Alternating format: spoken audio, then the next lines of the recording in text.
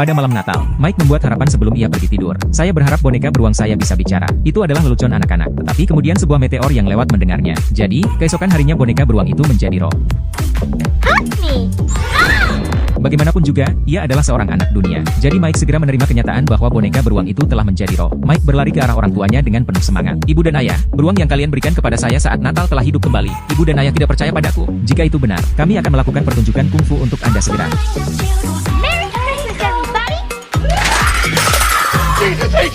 Karena hanya ada satu mainan di negara ini yang merupakan jin, itulah mengapa boneka beruang dengan cepat menjadi selebriti nasional. Pada titik ini dalam cerita, Anda mungkin berpikir bahwa Mike dan Teddy sedang dalam perjalanan menuju puncak. Tidak demikian. Ternyata, siklus hidup sensasi internet populer hanya berlangsung selama 2 tahun. Dan apalagi, kedua bersaudara ini masih pecundang yang tidak termotivasi. 27 tahun kemudian, kedua bersaudara ini tidak lagi muda. Mereka berdua telah menjadi pembicaraan di kota.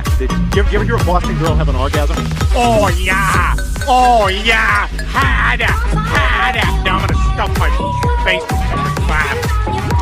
Mike menjadi sangat mabuk sehingga dia lupa untuk pergi bekerja, dan dia tidak bisa mengemudi karena dia sudah minum. Dan kemudian Teddy datang ke tempat kejadian, dipicu oleh balok-balok kayu, remnya rusak. Teddy ini benar-benar bagus, karena kehidupannya yang selalu mabuk dengan Teddy. Atasan Mike memperingatkannya untuk memberhentikannya karena dia tidak melakukan pekerjaannya dengan benar. Tetapi Mike tidak tersinggung. Dalam pikirannya, seorang bos bukanlah tandingan bagi seorang saudara. Ya, atasan tidak bisa dibandingkan, tapi pacar bisa. Mike memiliki pacar selama 4 tahun. Dia membenci Teddy, dan tidak sulit untuk memahami alasannya. Ini sama seperti ketika pasangan Anda tidak menyukai teman Anda. Jadi, ketika dia mengetahui bahwa Mike akan kehilangan pekerjaannya, dia tidak tahan. Dia memberi Mike yang berusia 35 tahun 2 pilihan. Pilih saya dan bekerja keras. Untuk masa depan, pilihlah dia untuk terus menjadi jompo. Hidup di masa kini, persaudaraan itu kuat. Jika Anda harus memilih di antara keduanya, saya yakin istrinya lebih penting. Pada akhirnya, Mike menendang Teddy keluar dari rumah. Tetapi agar Teddy tidak mati kelaparan, Mike mencarikan Teddy pekerjaan sebagai kasir supermarket.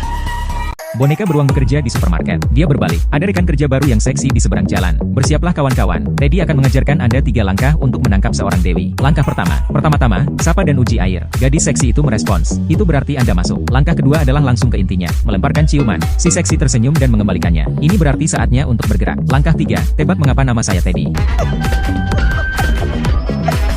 Akhir dari 3 langkah, Teddy mendapat pacar yang seksi. Meskipun ia memiliki seorang gadis cantik, tapi Teddy tidak senang. Karena yang lebih penting baginya daripada seorang wanita adalah Mike, pemilik dan sahabatnya selama 27 tahun, yang baru-baru ini mengusirnya dari rumahnya. Mike, di sisi lain, ia merindukan Teddy yang dibesarkannya. Tetapi tidak ada yang bisa dia lakukan. Kapanpun kedua sahabat ini menghabiskan waktu bersama, mereka berdua adalah pecundang yang sangat malas. Sehingga pacarnya tidak berpikir bahwa dia tidak memiliki masa depan. Mike harus hidup terpisah dari Teddy. Menjaga jarak. Ketika kedua saudara itu berpisah, Teddy memiliki akal sehat untuk menjauh dari kehidupan Mike. Tetapi hari ini ia tidak bisa menahan diri untuk tidak menelepon. Karena Teddy sedang berada di sebuah pesta. Ia bertemu dengan salah satu pahlawan super masa kecil mereka. Mike sedang berada di pesta perusahaan yang penting bersama pacarnya. Jika Mike pergi untuk bergaul dengan Teddy pada saat itu, dia harus putus dengan pacarnya. Seorang idola super di satu sisi, dan pacar yang sulit di sisi lain. Ini adalah pilihan yang mematikan bagi seorang pria. Setelah banyak pertimbangan, Mike memutuskan untuk menyelinap pergi selama setengah jam. Dia kembali tepat waktu untuk pesta perusahaan. Pada saat pesta berakhir, Mike dapat bertemu dengan idolanya. Tetapi dalam kegembiraannya, ia terlalu tinggi. Ia kehilangan semua rasa waktu. Baru setelah pacarnya datang ke pintu. Hanya ketika pacarnya datang ke pintu rumahnya, barulah ia menyadari bahwa ia sedang dalam masalah. Pacarnya tidak mau mengambil risiko dan putus dengannya. Teddy pergi untuk menghibur Mike, tetapi gangguan emosional Mike tidak kunjung hilang. Dia melampiaskan semua rasa frustrasinya pada Teddy. I'm never gonna have a life with you around.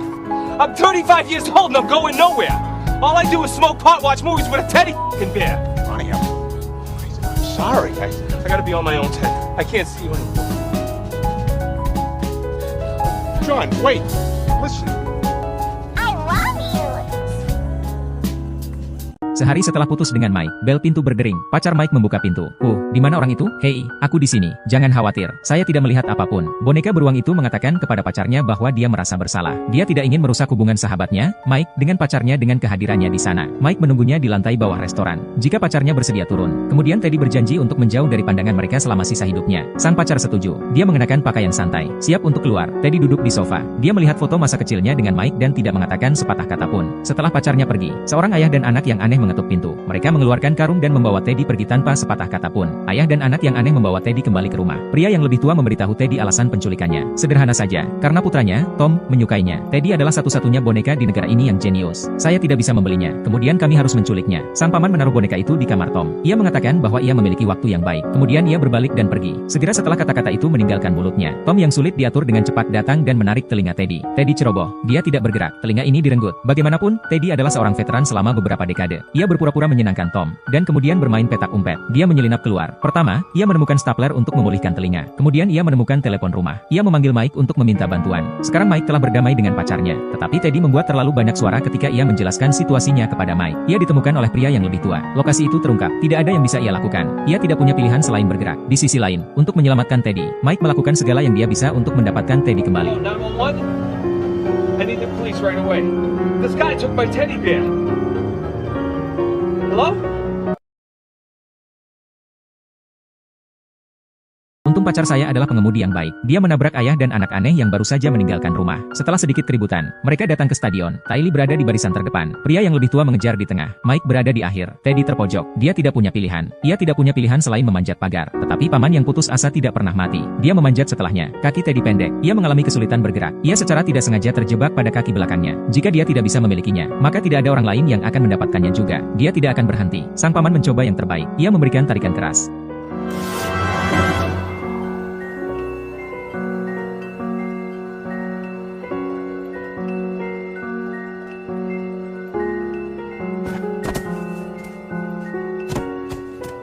Mike dan pacarnya terlambat. Mereka mengambil anggota badan dan lengan Teddy. Mereka bergegas pulang, mengobrak-abrik lemari untuk mencari jarum dan benang. Pacarnya berebutan untuk menjahit dan memperbaiki. Tapi sayangnya, Teddy tidak bisa lagi berbicara. Malam itu, dia melempar dan berbalik. Dia tidak bisa tidur, karena secara tidak langsung dia telah menyebabkan kekasihnya kehilangan sahabatnya. Ia pergi ke jendela dalam keadaan kebingungan. Hanya bintang jatuh yang lewat. Ia mengharapkan sebuah harapan ke langit. Saya ingin kembali ke kehidupan lama saya. Saya ingin beruang nakal itu kembali. Keesokan harinya, seperti keinginan Mike saat masih kanak-kanak, keajaiban terjadi lagi. Boneka beruang itu kembali. Ted! I'm alive, Johnny. Oh my god! I'm alive. You're back! Yeah, I mean, you know, when you throw me up, you put some of the stuffing in the wrong places, so I'm a little fucked up. But will you take care of me forever and ever? Nah, I'm just kidding you. I thought it'd be funny if you thought I was fucking retarded. You asshole! Come here, you bastard. Mengapa kita menyukai boneka beruang? Saya pikir, bukan hanya karena kita semua memiliki boneka beruang di dalam diri kita. Itu karena kita semua memiliki hati yang tidak pernah ingin tumbuh dewasa.